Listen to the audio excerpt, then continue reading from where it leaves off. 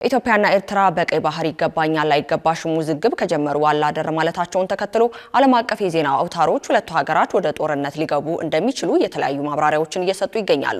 ጠቅላይ ሚኒስትር አብይ አህመድ ጥቅምት 18 ቀን ለሕዝብ ተወካዮች ምክር ቤት ባደረጉት ንግግር ውጊያው ከተነሳ ውጤቱ ግልጽ ነው፣ ወደ ጦርነት ከመግባታችን በፊት አደራድሩን ሲሉም ተደምጠዋል። ይህን ተከትሎ ከፍተኛ የጦር መኮንን የሆኑት ጀነራል ባጫ ደበሌ በትግረኛ ቋንቋ ባሰፈሩት ጽሑፍ ጠቅላይ ሚኒስትር አብይ አህመድ ከፕሬዝዳንት ኢሳያስ ጋር በሚሊኒየም አዳራሽ በተካሄደ ዝግጅት ላይ እኔና ኢሱ የምንጋራው አሰብን ነው ማለታቸውን አስታውሰው ፕሬዝዳንት ኢሳያስም ይህንን ሐሳብ እጃቸውን በግንባራቸው ላይ በማድረግ አሰብን ለኢትዮጵያ ሕዝብ ለማካፈል እንደተስማሙ ገልጸው ነበር ብለዋል። የኤርትራ መንግስት በበኩሉ በአሰብ ወደብ ዙሪያ ከተቻለ በድርድር ካልተቻለ በወታደራዊ ወረራ የአሰብ ወደብን ባለቤት እንሆናለን ማለት ቅዠት ነው በማለት የአሰብ ጉዳይ የማይደራደሩበት እንደሆነ በማንሳት ሙሉ የጦር ዝግጅት ስለማድረግ እያሰቡ እንደሆነም ገልጸዋል።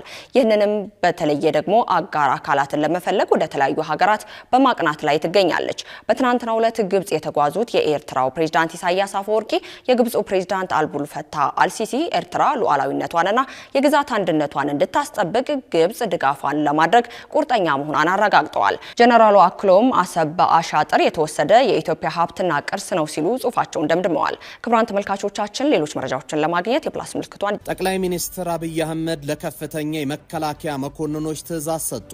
ጠቅላይ ሚኒስትሩ የሰጡት ትዕዛዝ ኢትዮጵያ በቀይ ባህር ቀጠና ትርጉም ያለው ግዳጅን እንዲወጣ ነው። ኢትዮጵያ አጸፋዊ ምላሿን በፍጥነት ትሰጣለች የሚለው ስጋት በመጨመሩ በሻዕቢያና ኢትዮጵያ ጦር መካከል ወደ ለየለት ግጭት ከመግባት በፊት እስራኤል፣ አሜሪካና ቻይና የሚወስዱት እርምጃ ኢሳያስን ዶግ አመድ የሚያደርግ መሆኑም እየተነገረ